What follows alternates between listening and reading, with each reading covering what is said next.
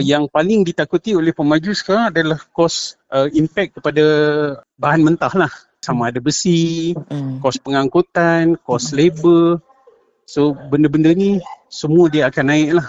Itu jangkaan awal. Tetapi impact di dalam construction ataupun dalam pembinaan, terutamanya bagi pemaju-pemaju, biasanya dia akan ada lag kurang lebih 6 bulan kan. Sebab setengah tu kita dalam pasaran kita dah ada stok. Tapi dalam pasaran hartanah, nombor satu ialah kesan yang kita jangkakan adalah kos upah akan naik, kos buruh akan naik, kos bahan mentah akan naik, kos pembinaan akan naik.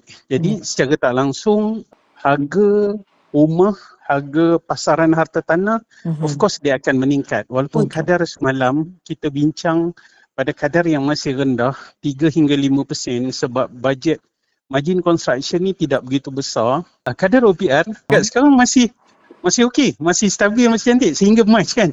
Tapi kita tak tahu apa dasar kerajaan sehingga hujung bulan sampai Mei nanti. Pembinaan rumah harta tanah hari ni mula perlu ada design ataupun reka bentuk yang lebih energetic friendly.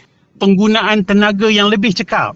Mungkin lepas ni, mungkin pemaju-pemaju hari ni boleh mencadangkan ataupun boleh tawarkan kepada kita ni hari ni, mungkin semua rumah dah start kena pasang solar panel. Contoh, mungkin penggunaan bahan-bahan yang easy maintenance, friendly energy dan sebagainya akan mula boleh diperkenalkan dalam pembinaan, penggunaan rumah dan sebagainya supaya cost efficiency ni lebih efektif lah, lebih baik kepada pengguna.